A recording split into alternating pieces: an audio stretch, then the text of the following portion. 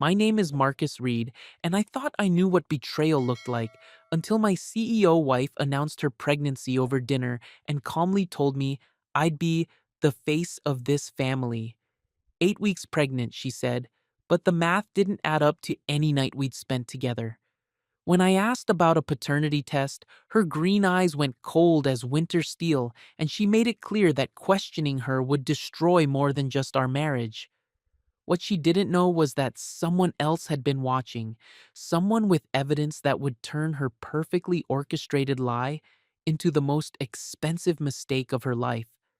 By the time I was done collecting proof, my blue collar revenge would cost her everything she thought she'd secured.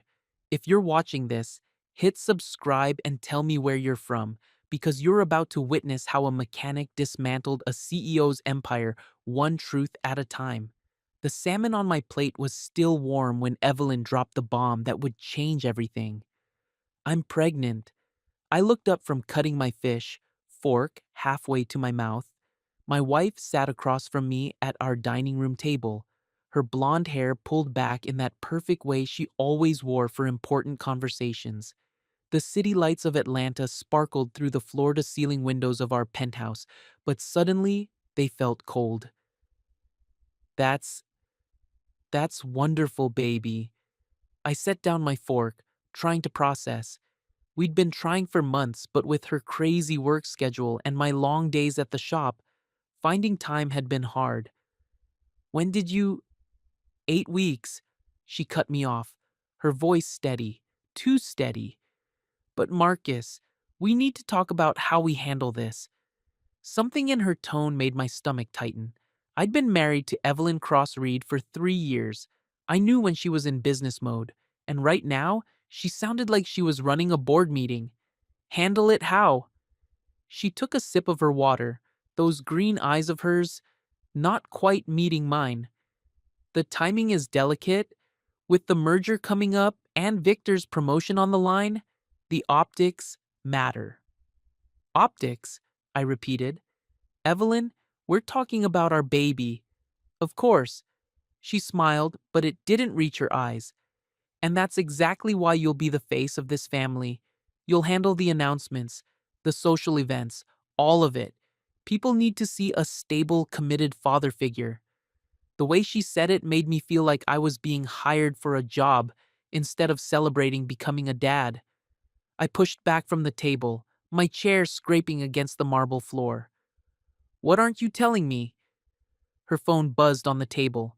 She glanced at it, and I caught a glimpse of the name on the screen. Charlotte Cross, her mother.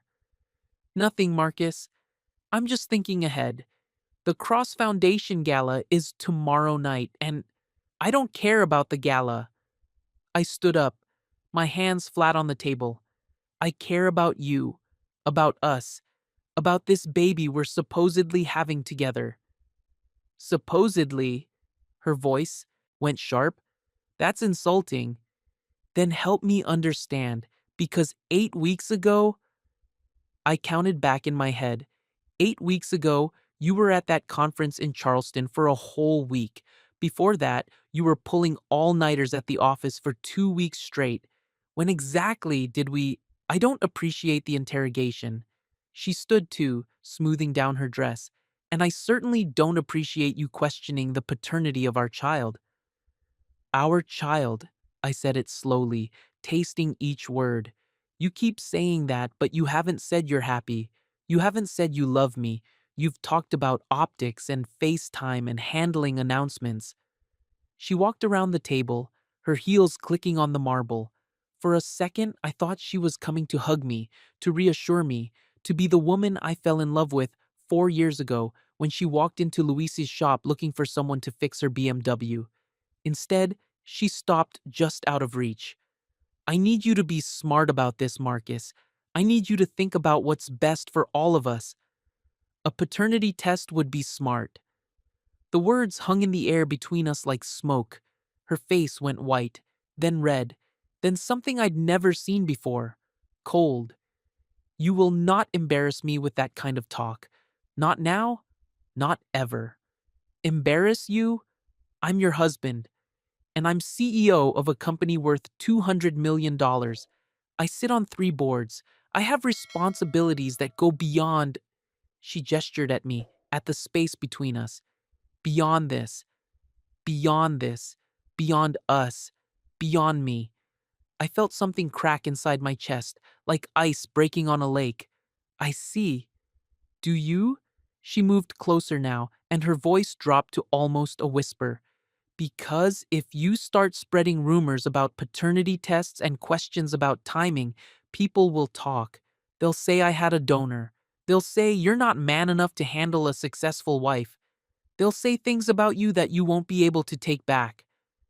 The threat was quiet, but it was there, clear as the city lights behind her. Is that what you think? That I'm not man enough? I think you're a good man, Marcus.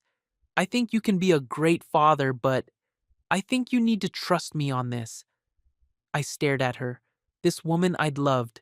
This woman who'd made me believe that love could cross any line, bridge any gap. 3 years ago, she'd laughed at her mother's comments about dating beneath her station. She'd held my grease-stained hands and said they were the most honest hands she'd ever touched.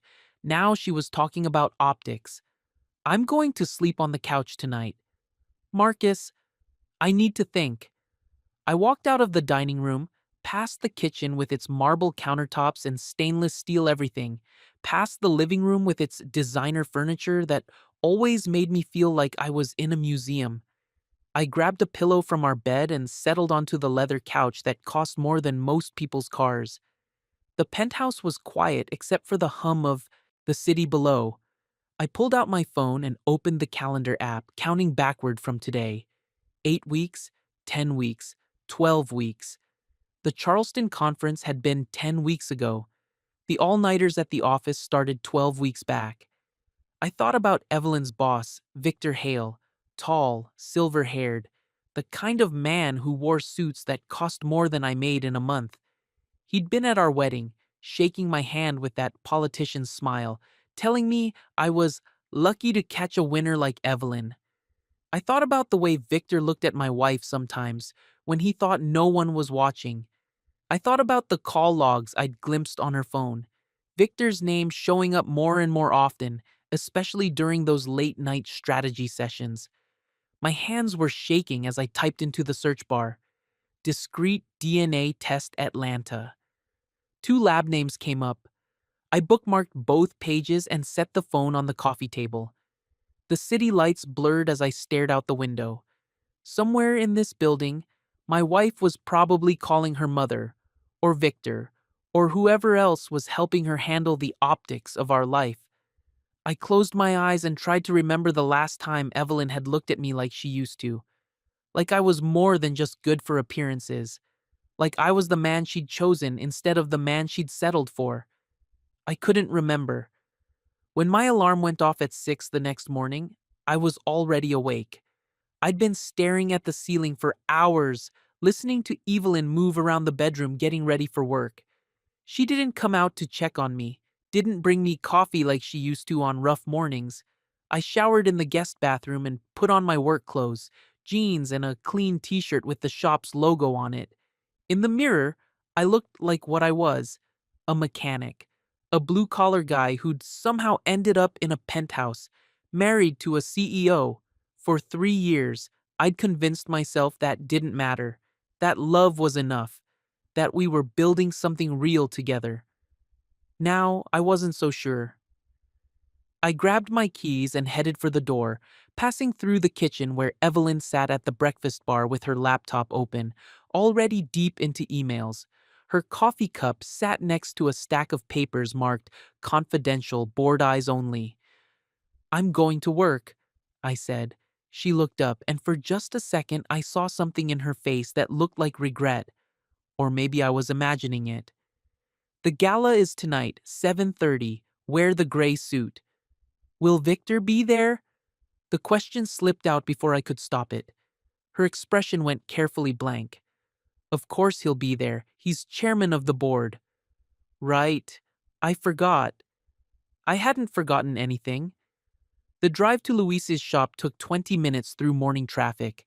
I'd been working there for 8 years, since before I met Evelyn, back when I was just another guy trying to make an honest living, fixing cars. Luis had given me a chance when other shops wouldn't, and over the years, he'd become more than a boss. He was family. The shop sat in a part of Atlanta that hadn't been gentrified yet, where working people could still afford to live. It smelled like motor oil and metal and honest work. It felt like home in a way the penthouse never had. "You look like hell," Luis said when I walked in. He was already under the hood of a Honda Civic, his gray hair sticking out from under a baseball cap. "Rough night. Evelyn keeping you up with work talk again?" Something like that. Luis came out from under the hood, wiping his hands on a rag. He was 45, had been running this shop for 15 years, and had a way of seeing right through people's bullshit. "You want to talk about it?" "Not yet." He nodded and handed me a cup of coffee. "We got a special project coming in later. Rich kid wrapped his Lamborghini Gallardo around a tree. Wants it rebuilt from the ground up. I'm thinking it might be a good long-term project for you."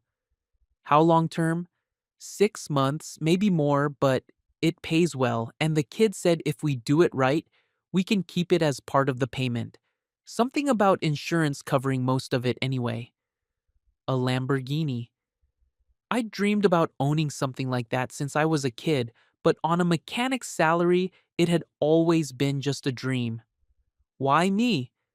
"Because you're the best I got, and you need something to focus on that's just yours. Call it intuition." My phone buzzed. A text from my sister Tasha.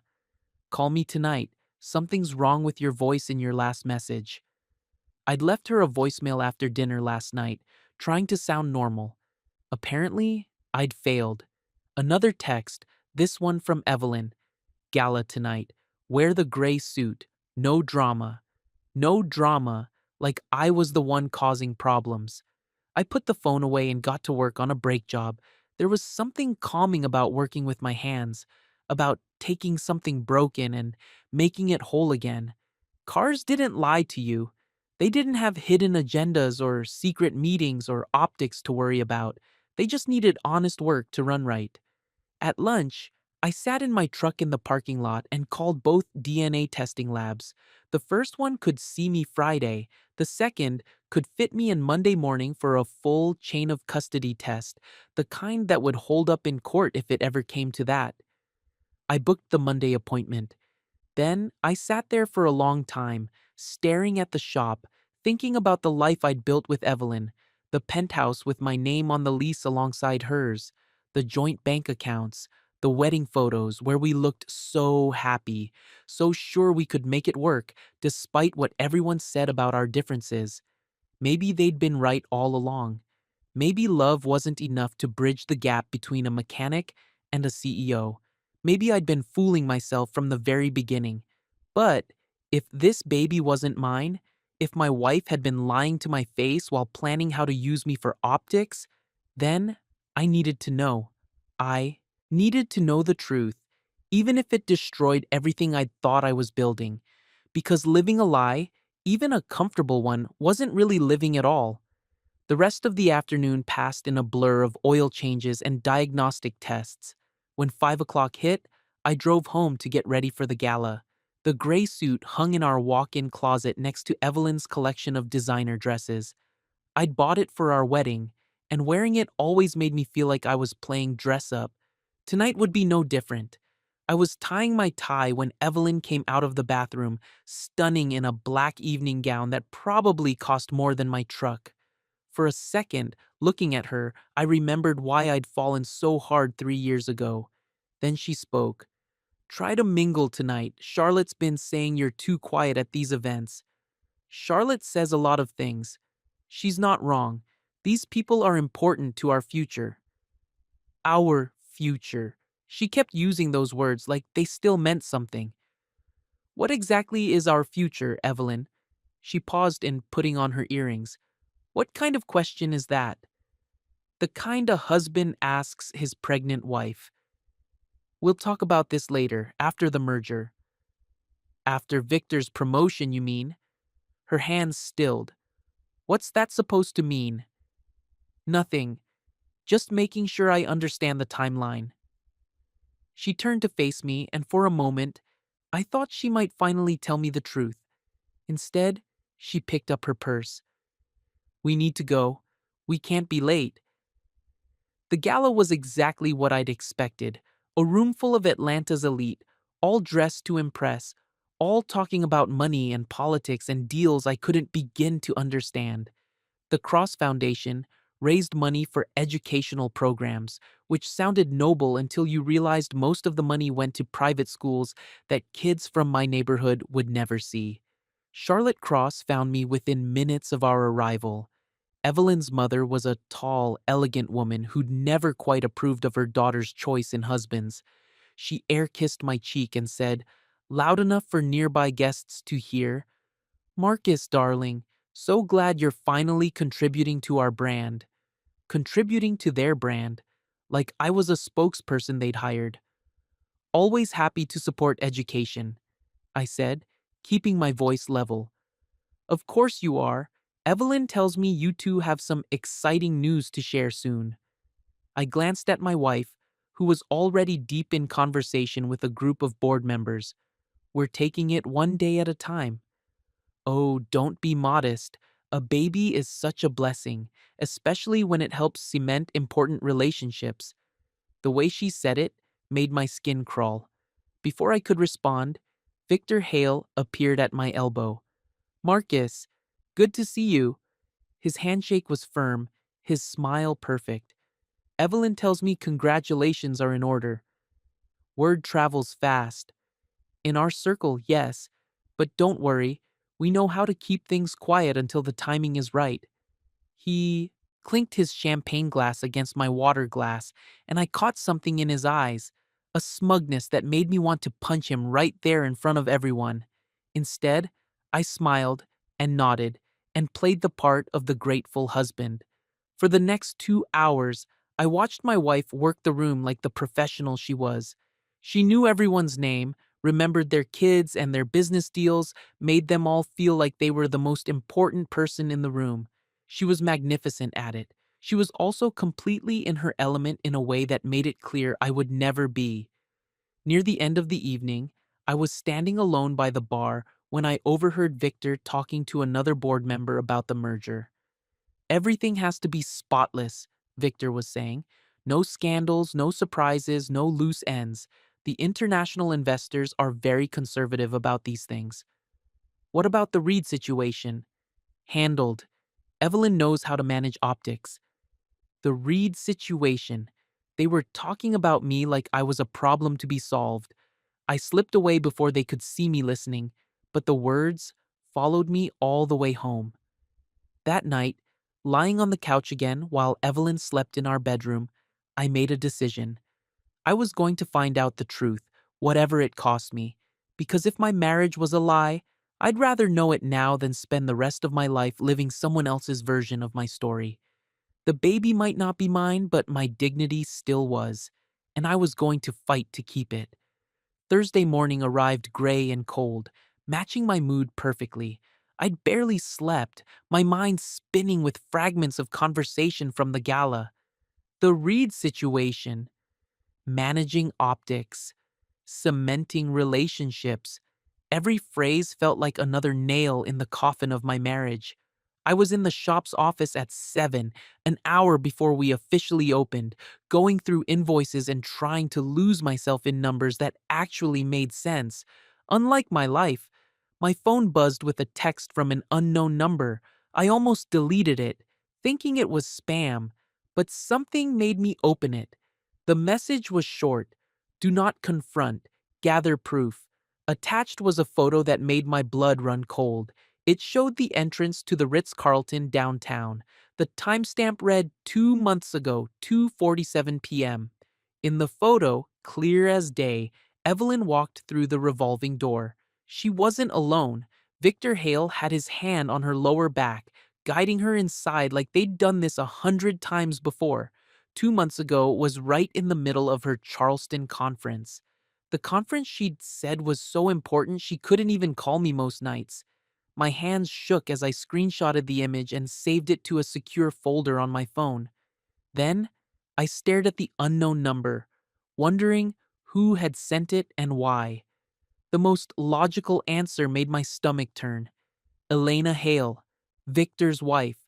I'd met Elena a few times at company events.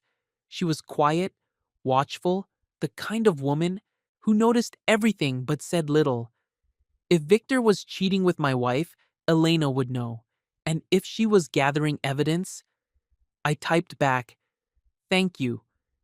No response came, but I hadn't expected one.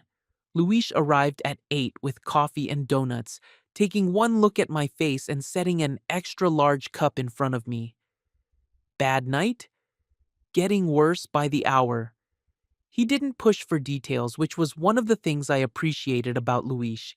He'd learned when to talk and when to just be present. "The Gallardo's coming in at 10, he said instead. "Owner wants to meet you, talk about the rebuild." I'm not really in a social mood. "Marcus." Luis sat down across from me, his expression serious. "I've known you for 8 years. You're one of the best mechanics I've ever worked with. And more than that, you're family. Whatever's happening at home, don't let it destroy what you've built here." What if what I built at home was never real to begin with? Then you rebuild, with better materials this time. At 10:15, a tow truck pulled up with what used to be a Lamborghini Gallardo. The car was a mess: crumpled front end, damaged side panels, interior torn up, but the engine looked salvageable. So did the frame. Sometimes the most broken things could be fixed if you were willing to do the work. The owner was a 20-something kid named Tyler, whose daddy had more money than sense. But Tyler himself seemed decent enough, and when he shook my hand, he looked me in the eye. "Luis says you're the best. I want this car perfect when you're done. Better than perfect. It'll take time, maybe 6 months." I got time, and I meant what I told Luis about the payment arrangement. You do this right, the car's yours when insurance settles up. Think of it as sweat equity. A Lamborghini for sweat equity. 6 months ago, that would have been the best news I'd gotten all year. Now it just felt like the universe offering me a consolation prize for my marriage falling apart. But I shook Tyler's hand and agreed to the deal. At least I'd have something beautiful to work on while my world crumbled around me. After Tyler left, I spent the morning ordering parts and planning the rebuild. There was something soothing about the technical aspects: calculating compression ratios, mapping out the electrical system, designing a timeline for the restoration. Unlike relationships, cars followed logical rules. You treated them right, they ran right. You neglected them, they broke down. Simple. At lunch, I drove to a sporting goods store and bought a small digital recorder. Not for anything illegal, just to keep track of conversations in case things got ugly later. Then, I stopped at a pharmacy and picked up an over-the-counter DNA test kit. I wasn't ready for the official chain of custody test yet, but I needed to know something, anything, to quiet the doubts eating me alive. That afternoon, while Evelyn was in meetings, I drove to the penthouse and collected what I needed for the test. A few strands of hair from her brush, carefully stored in a clean envelope. My own sample went into a second envelope. The instructions said results would take 3 to 5 business days for the basic test. Not admissible in court, but enough to give me a starting point. I mailed both samples from a post office across town using cash and a fake return address. If anyone asked, I'd never been there. By the time I got back to the shop, it was almost 5. Luis was finishing up a brake job on a Ford pickup, and the place had that end-of-day feeling that usually made me happy. Today, it just reminded me that I had to go home soon. Home to the penthouse that had never really felt like mine. Home to the wife who might be carrying another man's child. "You heading out?" Luis asked, wiping his hands on a shop rag. "In a minute. Can I ask you something?" "Shoot." If you found out Maria was lying to you about something big, really big, what would you do? Luis had been married to his wife for 20 years. They had 3 kids, and the kind of relationship that made single guys believe in love and married guys work harder on their marriages. He was quiet for a long moment, considering the question seriously. "I'd want to know the truth," he said finally, "but I'd also want to be sure I was ready to handle whatever that truth was. Some doors, once you open them, you can't close again. What if the truth meant losing everything you thought you had? Then I'd have to decide what was worse, living a lie or starting over with nothing but honesty." I nodded and grabbed my keys. "See you tomorrow." "Marcus," I turned back. "Oh, whatever's happening, you got people in your corner. Don't forget that." The drive home took me through downtown, past the Ritz-Carlton where my wife had been photographed with her boss 2 months ago. I slowed down as I passed, wondering how many other hotels they'd visited, how many other lies Evelyn had told me while looking me straight in the eye. The penthouse felt different when I walked in. Colder, somehow. More like a display than a home. Evelyn was in the kitchen, still in her work clothes, stirring something that smelled expensive. She looked up when I entered, and for a second, her face showed genuine pleasure at seeing me. "Hey, how was your day?" "Fine. Yours?" "Busy. The merger paperwork is getting intense." She turned back to the stove. "I thought we could have dinner together tonight, just us, talk about things." "What kind of things?" "Our future, the baby, how we want to handle the next few months." She served dinner, some kind of chicken dish with vegetables I couldn't pronounce, and we sat at the table where she'd dropped her bomb just 2 days ago. It felt like a lifetime had passed since then. "I've been thinking," she said, cutting her chicken into precise little pieces, "about what you said, about tests and timing." My heart rate picked up. "Yeah? I understand why you might have questions. The timing has been complicated." "Complicated how?" She set down her fork and looked at me directly. "Work has been overwhelming. The merger, Victor's situation with the board, all the pressure. I haven't been the wife I should be." "What's Victor's situation?" "His promotion to chairman depends on everything going smoothly. No scandals, no distractions. If anything goes wrong," she shrugged, "it affects all of us." "How does it affect us?" "Victor's my mentor, Marcus. He's guided my career since I started at Cross Industries. If he succeeds, I succeed. If he fails," another shrug, "the new chairman might want their own people in key positions." There it was, the truth, or at least part of it. Her loyalty wasn't to our marriage. It was to Victor and her career. "So, this baby," I said carefully, "it's important for optics, for showing stability." "Everything's important for optics in our world. You know that. Our world. Like I'm really part of it." "Of course you are. You're my husband." But the way she said it made it sound like a business arrangement rather than a love story. "Evelyn, I need to ask you something, and I need you to answer honestly." She tensed. "Okay. Is this baby mine?" The silence stretched between us like a bridge ready to collapse. She picked up her water glass, took a sip, set it down. "Buying time." "How can you even ask me that?" "Because my wife told me she's pregnant, but she's more worried about board meetings than baby names. Because she talks about optics instead of nurseries. Because she acts like this baby is a prop in some corporate theater instead of our child." "You're being paranoid." "Am I? Then let's get a test. Tomorrow. Put this whole thing to rest." "I will not humiliate myself that way." "It's not humiliation. It's clarity."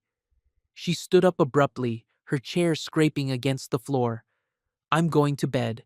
We can talk about this when you're being rational." She left me sitting at the table with half-eaten dinner and a head full of questions that had no good answers. I cleaned up the dishes, poured myself a glass of wine, and sat on the balcony looking out at the city. Somewhere down there, regular people were having regular problems: money troubles, work stress, family drama, simple problems with simple solutions. My problem was simple too, in a way. Either my wife was faithful or she wasn't. Either the baby was mine or it wasn't. But the consequences were anything but simple. If I was wrong about Evelyn, if I was letting paranoia destroy my marriage, I'd lose the woman I loved over my own insecurity. If I was right, I'd lose her anyway, but I'd also lose the life we'd built together, the financial security, the social connections, everything that came with being married to Evelyn Cross. Either way, I was probably going to end up alone. My phone rang. Tasha. Hey sis. Don't hey sis me, you sound terrible. What's going on? I'd been planning to keep this to myself until I had more answers, but sitting alone on the balcony with my wife angry in the bedroom and my whole world tilting sideways, I needed someone to talk to. Can you meet me tomorrow evening, not at your place or mine, somewhere neutral? Marcus, you're scaring me. I'm scared too. She was quiet for a moment. Tasha was 3 years older than me, a nurse at Emory Hospital, the kind of person who'd seen enough of life to not be shocked by much, but I could hear the worry in her voice when she spoke again. Coffee shop on Ponce de Leon, 6 o'clock tomorrow. And Marcus? Yeah? Whatever's happening, we'll figure it out, okay? After we hung up, I sat outside for another hour, watching the city lights flicker on as the sun went down. Somewhere out there, Elena Hale was probably going through her own version of this nightmare, finding evidence, asking questions, trying to decide what to do with information that could destroy lives. If she was anything like me, she was probably sitting alone too, wondering how the person she'd loved had become a stranger. My phone buzzed with a text from the unknown number. Are you ready for more? I stared at the message for a long time before typing back, yes. 3 photos arrived in quick succession. Hotel receipts with Victor's name and corporate credit card. A text exchange between him and someone labeled E about covering the conference story. And finally, a restaurant bill for 2 from a place in Charleston, dated during Evelyn's supposed business trip. I saved everything to my secure folder and then deleted the original messages. Whatever Elena Hale's motives were, she was giving me exactly what I needed to know the truth. The question was whether I was strong enough to handle it. Inside, the penthouse was quiet. Evelyn had gone to bed without saying goodnight, leaving me alone with my thoughts and a growing pile of evidence that my marriage was built on lies. I poured another glass of wine and opened my laptop. If I was going to do this, really investigate what my wife had been doing, I needed to be smart about it. I created a new email account under a fake name and started a digital folder labeled Documentation. Everything Elena sent me went there, along with photos of the receipts and timeline notes I was starting to compile. By the time I went to bed on the couch, I had a clear picture forming. The Charleston conference had been cover for a week-long affair. The late nights at the office weren't about merger documents, they were about stolen time with Victor Hale. And the baby? Well, the timing made it pretty clear who the father really was. The only question now was what I planned to do about it. As I lay there staring at the ceiling, listening to Atlanta's nighttime sounds through the windows, I made myself a promise. I wouldn't confront anyone until I had irrefutable proof. I wouldn't make accusations based on suspicion and anonymous photos, but I also wouldn't spend one more day pretending everything was fine when my gut told me it wasn't. Tomorrow, I'd start gathering the kind of evidence that would stand up in any courtroom, corporate boardroom, or divorce lawyer's office. Because if Evelyn and Victor thought they could use me as a prop in their little drama, they were about to learn something about Marcus Reed that they'd clearly forgotten. I might be just a mechanic, but I knew how to take things apart and see what was really inside. And once I knew the truth, I'd decide what to rebuild and what to throw away. Friday morning came too fast and too slow at the same time. I'd been awake since 4, staring at the ceiling and listening to Evelyn get ready for work in the next room. She moved around quietly, probably thinking I was still asleep, but every sound felt amplified in the silence between us. When her heels clicked across the marble floor toward the front door, I held my breath, wondering if she'd say goodbye. The door closed with a soft thud. She hadn't even looked toward the living room. I made coffee and checked my phone. The DNA test results wouldn't be ready for another few days, but Elena Hale had sent another message overnight. Board meeting Monday. Victor's promotion vote. Timing matters. She was right. If Victor was about to become chairman and if his success was tied to maintaining a clean image, then whatever I planned to do had to happen soon. Once he secured that position, he'd have even more power to control the narrative. I got dressed and headed to the shop early, hoping work would distract me from the mess my life was becoming. Luis was already there, of course, with fresh coffee and that calm presence that always made me feel steadier. "You look better today," he said, handing me a cup.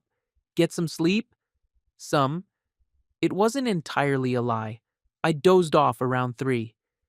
"Good. The Gallardo parts are coming in this afternoon.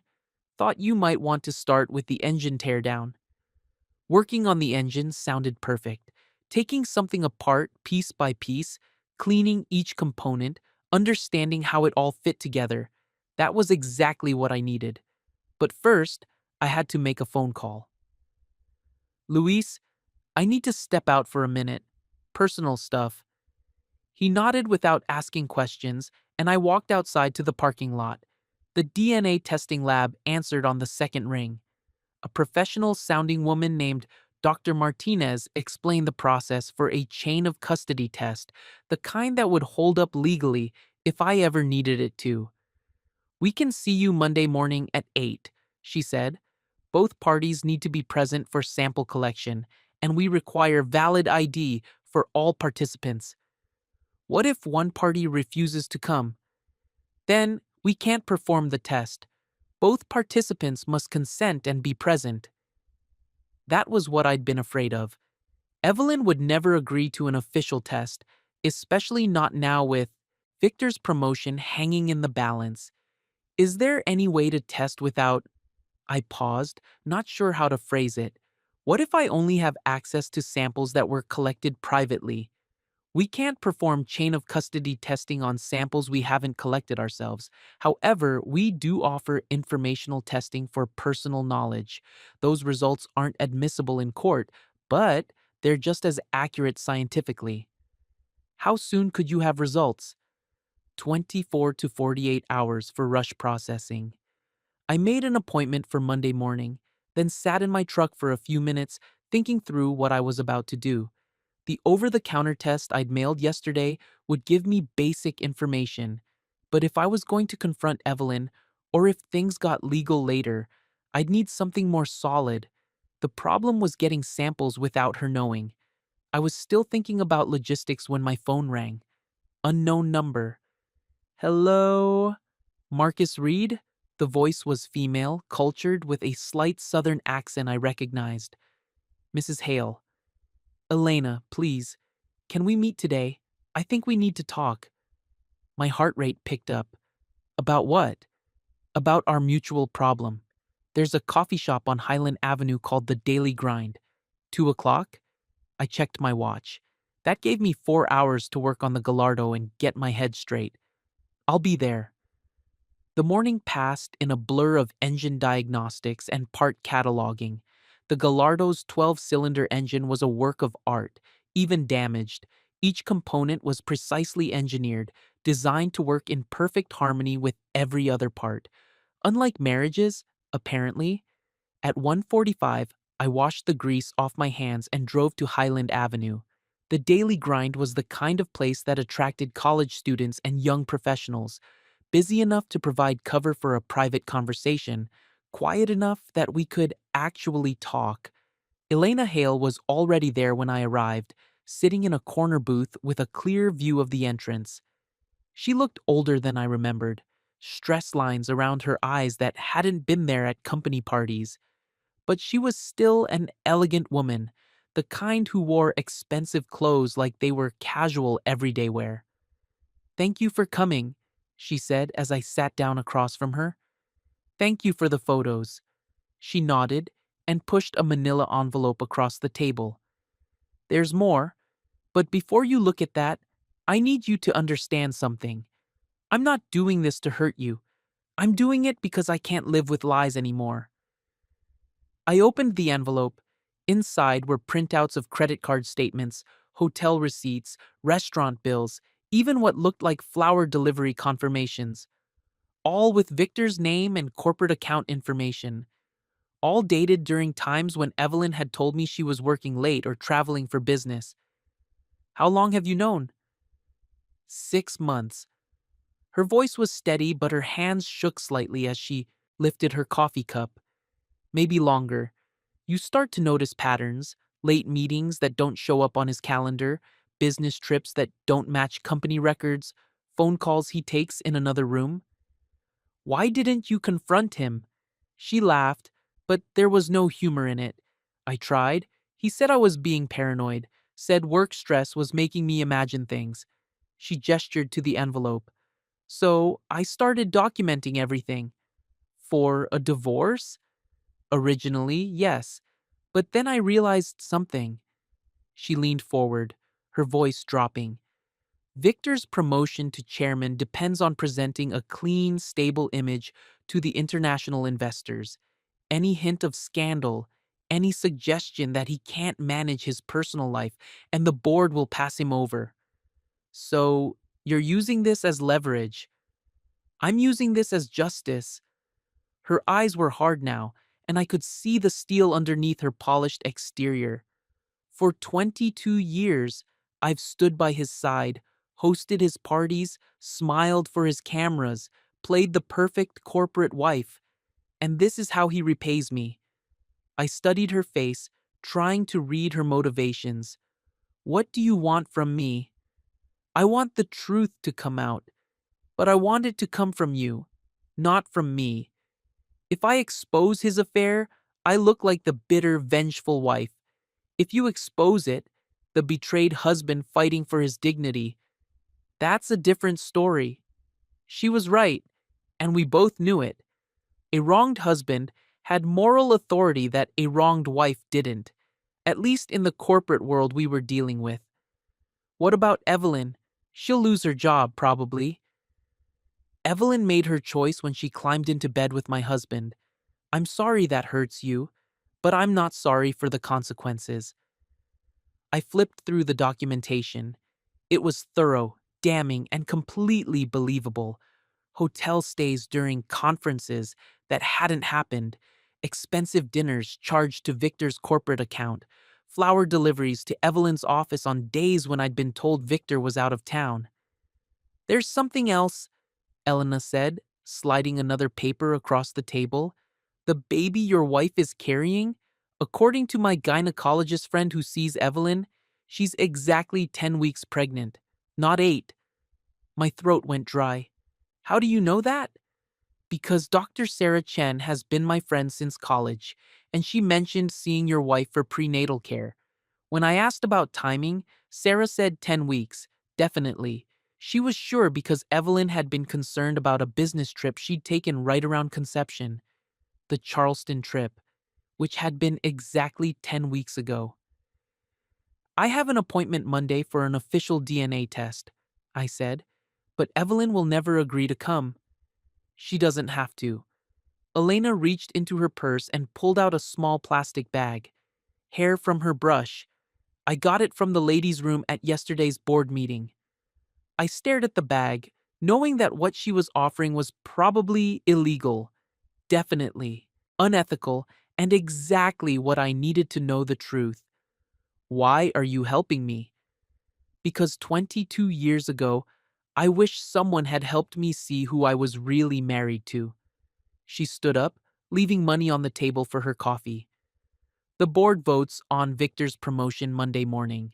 Whatever you're going to do, it needs to happen before then. She left me sitting there with an envelope full of evidence and a bag of my wife's hair, feeling like I'd just crossed a line I couldn't uncross. But she was right about the timing.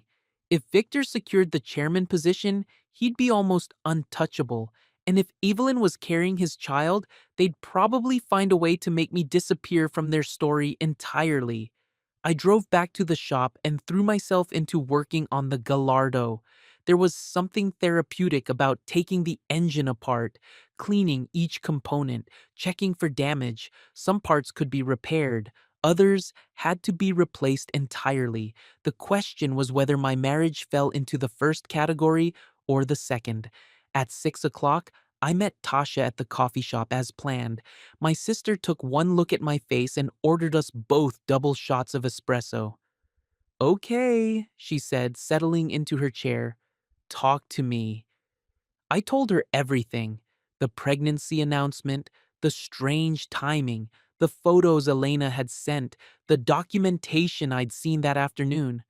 Tasha listened without interrupting, her nurse's training showing in the way she absorbed information and asked clarifying questions.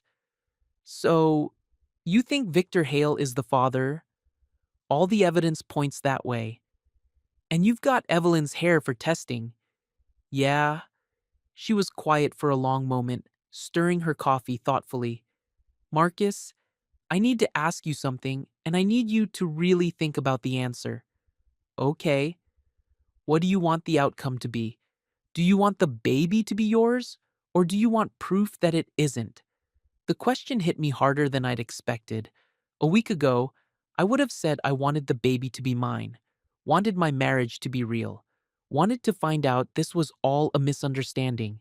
Now, I want the truth, whatever it is. Even if the truth means losing everything, I can't live a lie, Tasha. I won't raise another man's child while pretending it's mine. I won't be a prop in some corporate theater show, and I won't stay married to someone who sees me as an asset to be managed instead of a person to be loved. She reached across and squeezed my hand. Then, we get you that DNA test, and we make sure you're ready for whatever comes after. We spent the next hour planning. Tasha would go with me to the lab Monday morning for moral support. She'd help me document everything properly, make sure the chain of custody was clean even if the sample collection had been questionable, and she'd help me find a lawyer, just in case. What about living arrangements? She asked. You can't stay in that penthouse once this comes out. I'd been thinking about that too. There's a furnished studio apartment above the auto parts store on Memorial Drive. Luis knows the owner. It's not much, but it's clean and available. And transportation? I almost smiled. Well, if I can get that Gallardo running, I'll have the nicest ride in Atlanta. You think that's realistic? The car? Yeah. Tyler was serious about the payment arrangement, and I've got the skills to rebuild it properly. It'll take months, but when I'm done, I'll own something that's actually worth something. Unlike my marriage. That evening, I drove back to the penthouse with Elena's documentation in a lockbox I'd bought that afternoon. Evelyn was in the living room with her laptop, surrounded by merger paperwork that probably wasn't really merger paperwork. How was your day? She asked without looking up. Productive. Yours? Long. Victor's very stressed about Monday's board meeting. I bet he was. Is the vote really that close? Close enough that every detail matters. Image, optics, perception. It all counts with international investors. She finally looked up at me, and for just a second, I saw something in her face that might have been guilt, or maybe I was imagining it. Marcus, about what we talked about yesterday, maybe we should revisit the idea of testing, just to put your mind at ease. My heart jumped. Was she actually going to agree? Really? After the merger, after Victor's situation is settled, we could do it then, quietly, and put this whole thing behind us. After Victor was safely installed as chairman, after they'd locked down their power structure and figured out how to manage the fallout. What if I said I wanted to do it now? This weekend? Her expression closed off. That's not realistic with everything that's happening at work. Evelyn, this is our marriage, our baby, our future. How is that less important than Victor's job? It's not about importance, it's about timing. There it was again. Timing, optics, management, never love, never us, never what was right. I see, I said. Do you? Because sometimes I feel like you don't understand the pressure I'm under, the responsibility. I understand that you care more about Victor Hale's career than your husband's peace of mind. She stood up abruptly, her laptop sliding onto the floor. That's not fair, isn't it? We stared at each other across the living room, and I saw our marriage in her eyes. It was already over, had been over for months, maybe years. We'd both just been too proud or too scared to admit it.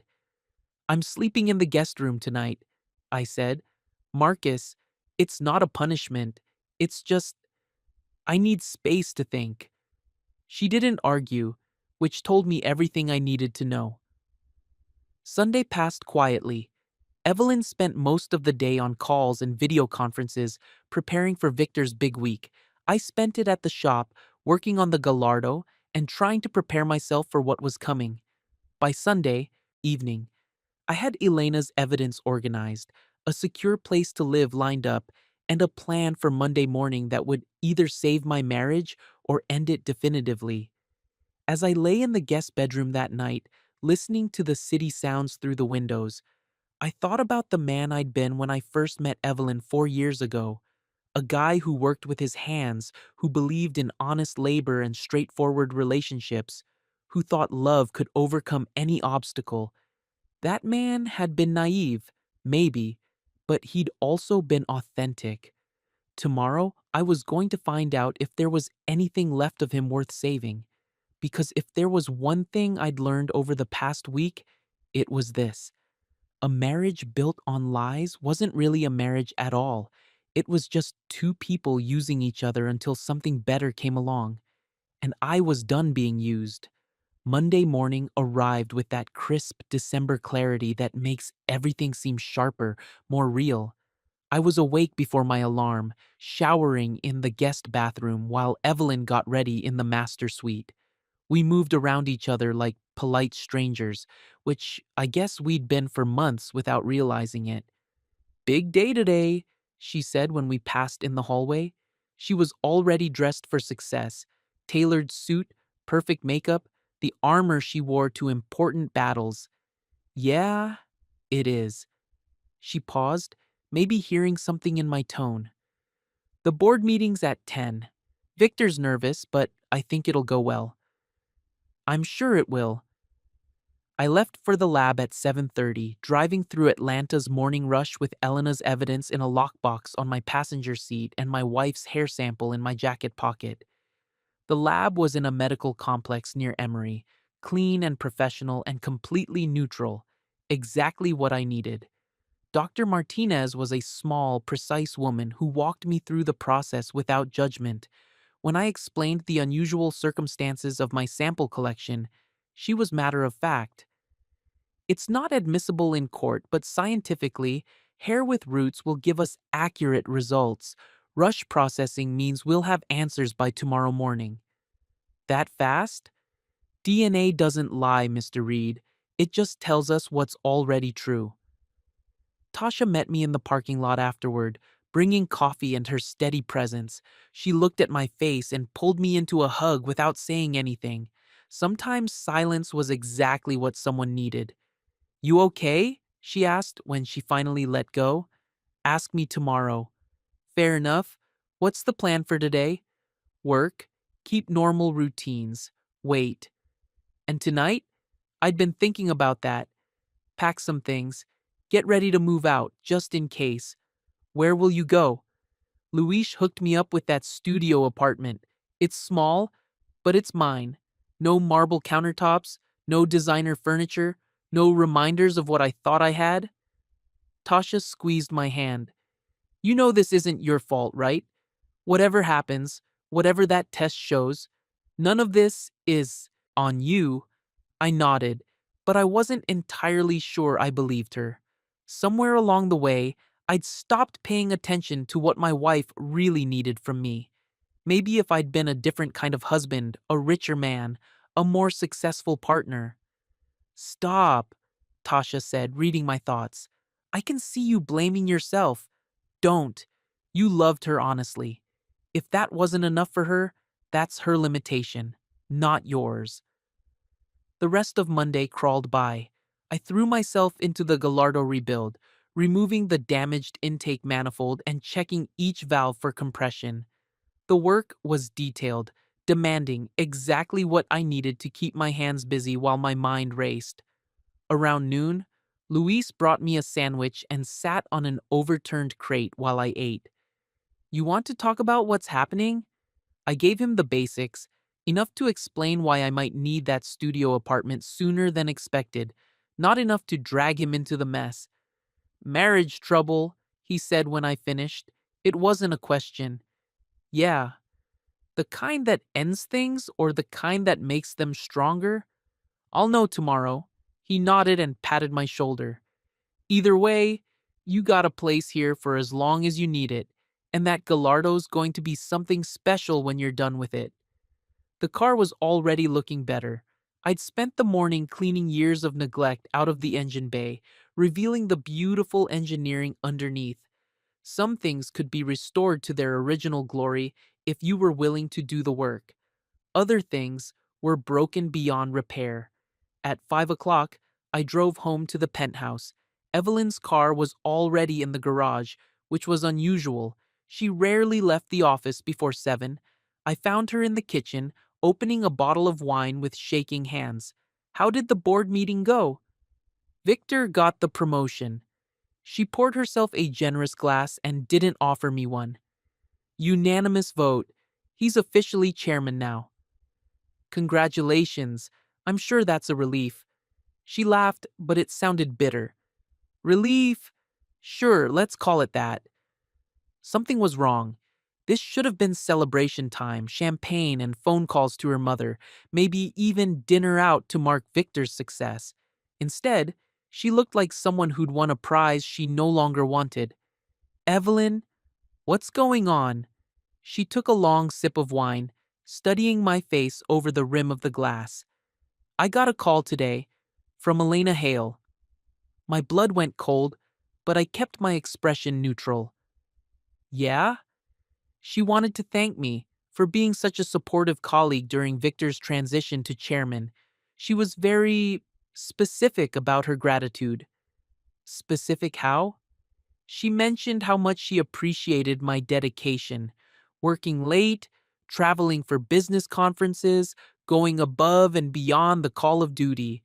Evelyn's voice was getting sharper with each word. She was particularly grateful for my help with Victor's stress management during difficult trips. Elena had made her move. The question was how much she'd revealed. That was thoughtful of her. Was it? Evelyn set down her wine glass hard enough that liquid splashed onto the marble countertop. Because it sounded to me like she knows exactly what kind of support I've been providing her husband. We stared at each other across the kitchen island. The truth hung between us like smoke, visible, toxic, impossible to ignore. Marcus, I need you to know. Stop, I held up a hand. Whatever you're about to say, think about it first. Really think about whether you want to lie to my face one more time. Her mouth opened, then closed. For the first time since I'd known her, Evelyn Crossreed looked uncertain. How long have you known? She asked finally. Does it matter? It matters to me. Since Thursday, the photos Elena sent were very clear. She closed her eyes, shoulders sagging like she'd been holding up a weight for too long. I never meant for this to happen. But it did happen. Yes. For how long? 6 months. Her voice was barely a whisper. It started during the merger planning.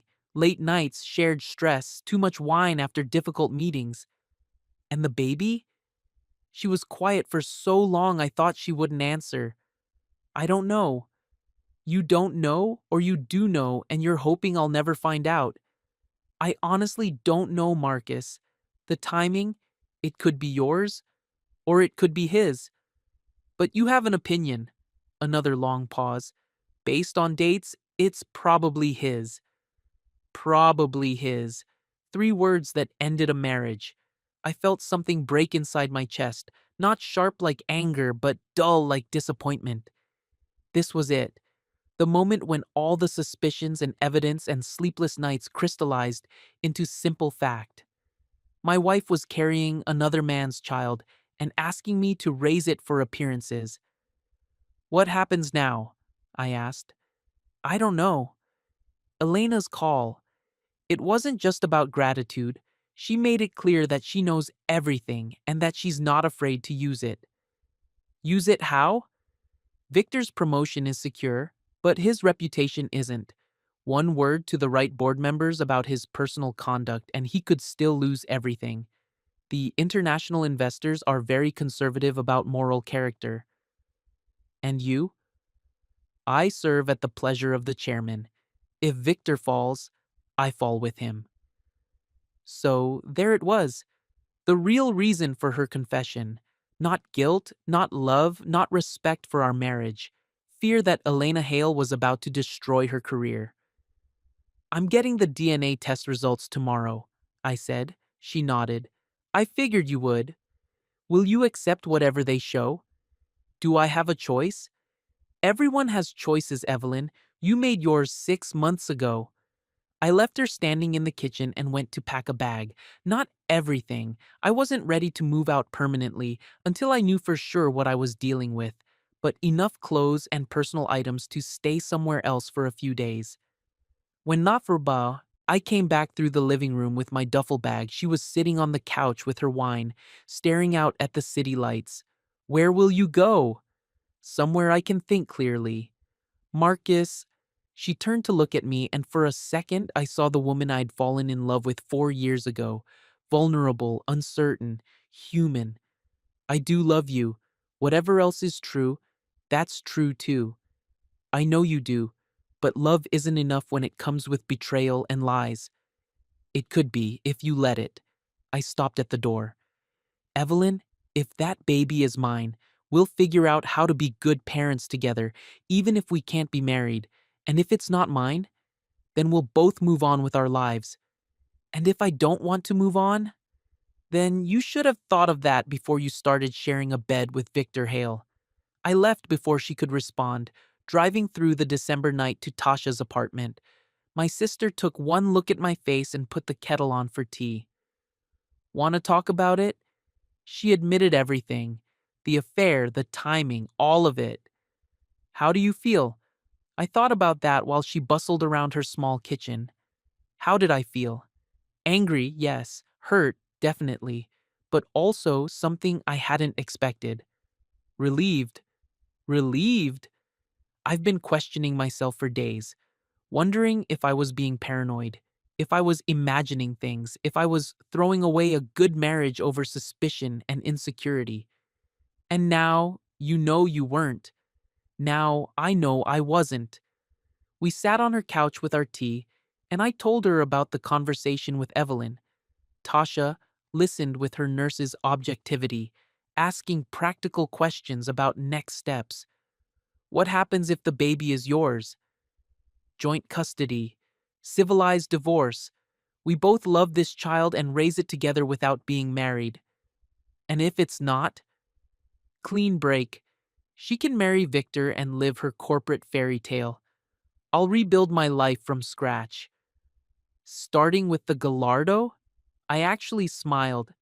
Starting with the Gallardo. Tuesday morning, I was at the lab when they opened. Dr. Martinez had the results waiting in a sealed envelope, along with a detailed report explaining the science behind the conclusions. I sat in my truck in the parking lot and opened it with hands that barely shook. 0% probability of paternity. The baby wasn't mine. I stared at the number for a long time, waiting for some overwhelming emotion to hit. rage, grief, relief, something dramatic to match the moment. Instead, I just felt tired. I drove to the shop and found Luis already working on a transmission rebuild. He looked up when I walked in, took one look at my face, and handed me a cup of coffee. Bad news or good news? Honest news. Sometimes that's the hardest kind. I spent the morning working on the Gallardo's electrical system, rewiring damaged connections and replacing corroded components. The work was precise, demanding total focus, which was exactly what I needed. Around noon, my phone rang. Evelyn, can we meet? Where? Somewhere neutral. There's a coffee shop on Highland Avenue, the Daily Grind, where I'd met Elena just 2 days ago. There was some irony in that. 1 o'clock, I said. Marcus, before you hang up, did you get the results? Yeah. And? We'll talk about it at 1 o'clock. She was already there when I arrived, sitting in the same corner booth Elena had chosen. She looked smaller than usual, younger, like the successful CEO mask had slipped to reveal the uncertain woman underneath. I sat down across from her and slid the DNA report across the table without saying anything. She read it twice, her face going pale, then set it down carefully. I'm sorry. I know you are. What happens now? I'd been thinking about that all morning. We get divorced, quietly, civilly, with as little drama as possible. You marry Victor if you want to or don't. Your choice. But I'm done being a prop in your story. The penthouse is in both our names. Keep it. I never felt at home there anyway. The joint accounts, we'll split them fairly. I don't want your family's money, Evelyn. I never did. She was crying now, quiet tears that didn't disturb her makeup. I never meant to hurt you. But you did hurt me. And you kept hurting me every day you let me believe that baby was mine. I thought maybe it was. I hoped. You hoped you could keep lying until it didn't matter anymore. She flinched like I'd slapped her. That's not fair. Fair. I leaned forward, keeping my voice low but letting her hear the anger underneath. Fair would have been telling me about Victor 6 months ago. Fair would have been getting tested when you first suspected you were pregnant. Fair would have been treating me like a husband instead of a business partner. You're right. She wiped her eyes with a napkin. You're absolutely right. I made terrible choices and I hurt the one person who never deserved it. Why, Evelyn? Just tell me why. What did Victor give you that I couldn't? She was quiet for a long time, staring at her hands. Power, she said finally. Connection. The feeling that I was playing in the same league as the people who make real decisions in this world. And I made you feel small. No. She looked up at me, her green eyes bright with tears. You made me feel human, and sometimes I resented that. It was the most honest thing she'd said to me in months.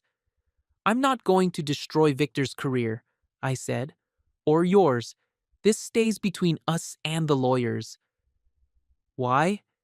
Because revenge won't change anything. And because you're going to be a mother soon. That baby deserves the best possible start, even if I'm not the father.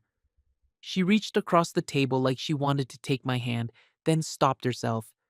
Will you be okay? I'll be fine. I've got work I love, friends who care about me, and a Lamborghini to rebuild. That almost made her smile. Only you would find the silver lining in a car restoration project. It's a good metaphor. Sometimes you have to strip everything down to the frame before you can build something beautiful. We sat in silence for a few minutes, the weight of our ending settling between us. Marcus? Yeah? For what it's worth, loving you was the most real thing I ever did. I know. Me too. I left her sitting there with the DNA report and the ruins of our marriage, driving back to the shop through Atlanta traffic that suddenly felt lighter. Luis looked up when I walked in. How'd it go? It's over. Sorry to hear that. I'm not. It needed to end. What's next? I looked at the Gallardo, its engine bay now clean and organized, ready for the careful work of rebuilding. In 6 months, maybe less, it would be running again. Not just running, purring like the precision machine it was designed to be. I'm going to finish this car, I said, and then I'm going to drive it somewhere new. 3 months later, I was living in a small house near the shop that I'd rented with option to buy. The divorce had been finalized without drama.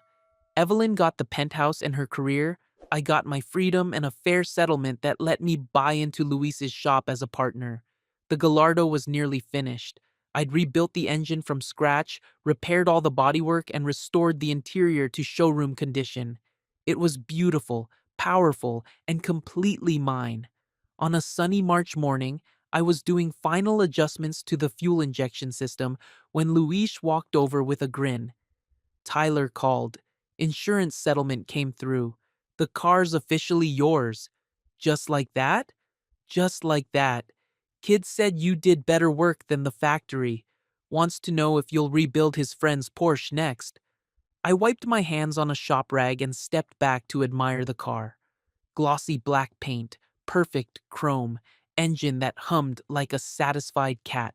It had taken months of patient work, but the result was worth it. Sometimes the most broken things could be made beautiful again. My phone buzzed with a text from an unknown number. For a second, my heart jumped, thinking it might be Evelyn. But the message was from Elena Hale. Saw the announcement. Congratulations on the shop partnership. You landed on your feet. I typed back. We both did.